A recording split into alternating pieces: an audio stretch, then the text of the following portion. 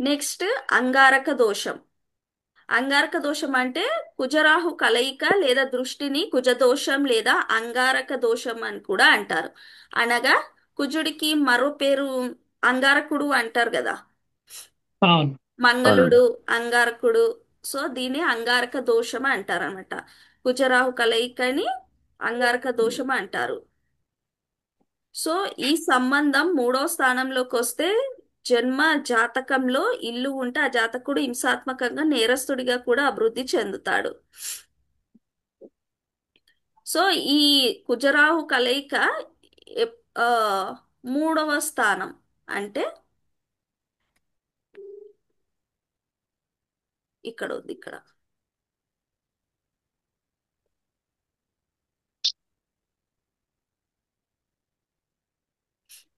1, 2, 3 కుజరాహు కలయిక.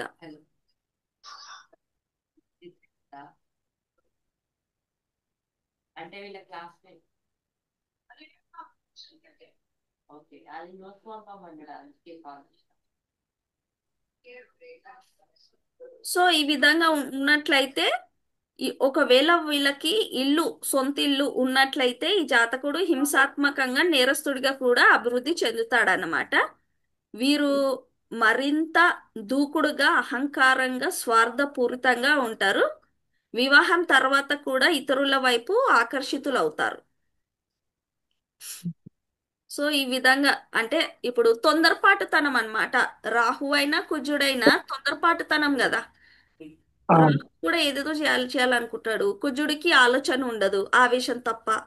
సో ఇలాంటి గ్రహాలు కలిసి ఉన్నట్లయితే దాని అంగారక దోషం అంటారు. అంటే దూకుడుతనం ఎక్కువ ఉంటుంది. అలాగే వివాహం తర్వాత కూడా ఆలోచన లేకుండా ఇతరుల వైపు ఆకర్షితులు అవుతారనమాట. ఈయన సప్తమాధిపతి అయితే ఇంకా ప్రాబ్లం అవుతుంది. అహంకారంగా ఉంటారు, స్వార్థపూరితంగా ఉంటారు.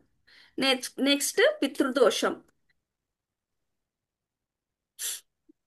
పితృదోషం వచ్చేసి సూర్యుడు రాహుతో కలిసి 1, 5, 9, 10 స్థానాల్లో ఉన్నప్పుడు. సో ఇది మనం ఒక లగ్నం వేసుకొని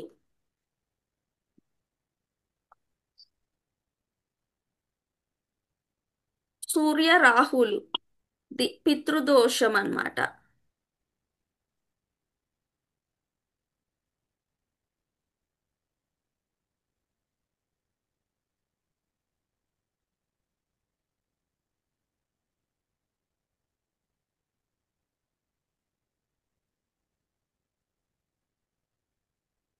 సూర్య రాహులు ఒకటి ఒకటి 2, 3, 4, 5 5, 9, 7, 8, 9 మళ్ళీ 10.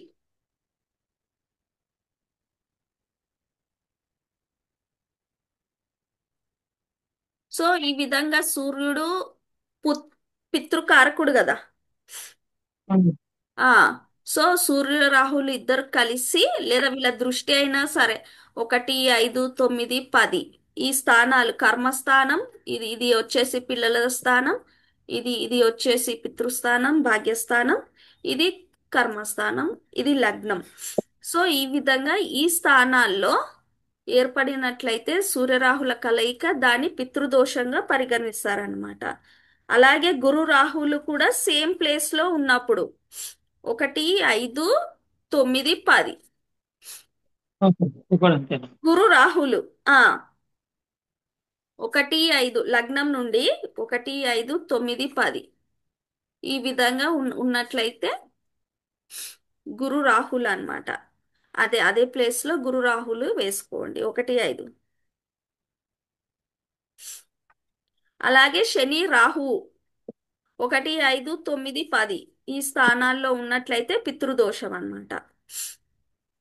శని రాహువులు 1, 4, 7, 8, 12 కదమ్మా ఆ చూసింది. అది శ్రాపిత దోషం, ఇది పితృదోషం. ఓహో. భావాలు మారిపోయినాయిగా.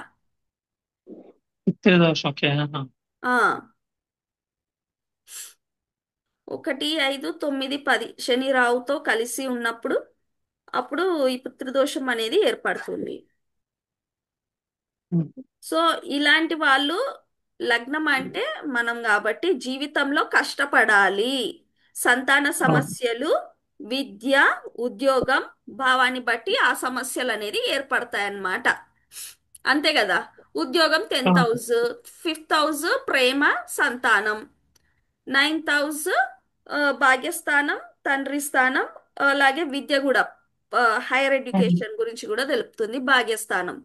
సో ఆ భావాన్ని బట్టి ఏవైతే మనము ఆ, ఎవరెవరు, సూర్యుడు రాహు, గురు రాహు, శని రాహు ఈ భావాల్లో ఏర్పడినట్లయితే, లేదా ఈ భావాన్ని వేరే వేరే దగ్గర ఉండి దృష్టితో చూసినా కూడా ఆ భావాలను, అప్పుడు ఈ పితృదోషం అనేది ఏర్పడుతుంది.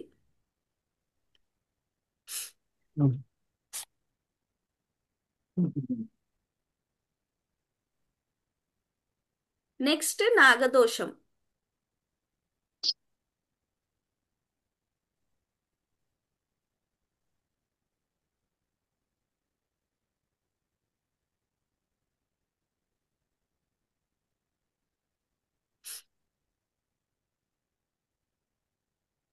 లగ్నంలో చంద్రు రాహు లేదా చంద్రకేతు కలయిక ఉన్నట్లయితే నాగదోషం అని అంటారు.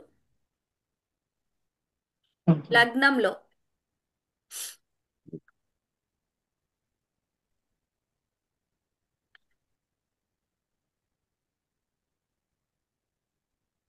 లగ్నంలో చంద్ర రాహు కలయిక లేదా చంద్రకేతు కలయిక ఉన్నట్లయితే నాగదోషం అంటారు.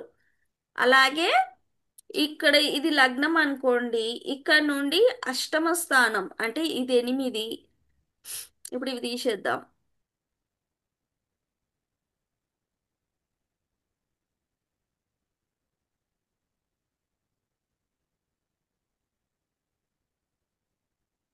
ఆ ఇది 7, ఇది 8. ఇక్కడ రాహు గాని లేదా శనితో కలిసిన రాహు గాని ఉన్నట్లయితే నాగదోషంగా పరిగణిస్తారనమాట 8వ ఇంట్లో. రాహు దుష్ట ప్రభావంలో ఉన్న 8వ ఇంట్లో ఉంటే, లేదా రాహు 8వ ఇంట్లో శనితో సంయోగం చెందితే, శనితో సంయోగం చెందితే నాగదోషంగా పరిగణిస్తారు.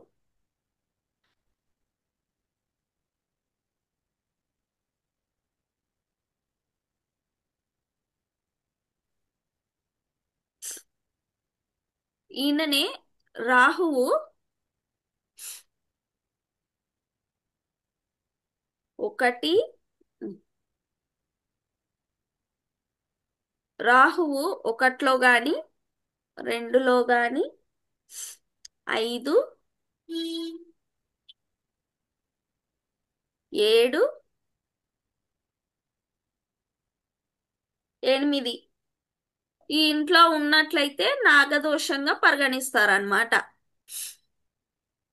1, 2, 5, 7, 8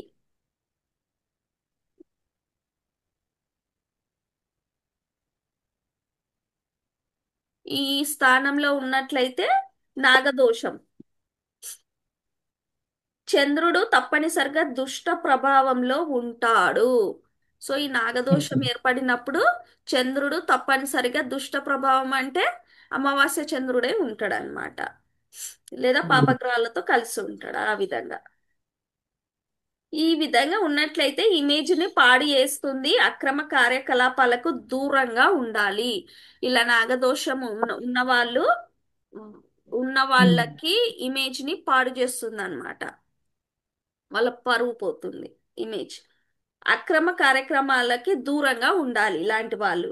వీరు ఆరోగ్యం కానీ కెరీర్ రెండిట్లో చాలా ఇబ్బంది పడతారు. సో ఎప్పుడు ఇది లగ్నం కదా. సో ఆరోగ్య సమస్యలు, సప్తమం కెరీర్ సమస్యలు, ఈ విధంగా ఎప్పుడు అలాగే ఇక్కడ ద్వితీయం కూడా ఉంది కాబట్టి ధనపరంగా కూడా చాలా ప్రాబ్లం అనేది ఏర్పడుతుంది. సో ఈ విధంగా మనం చూడాలి.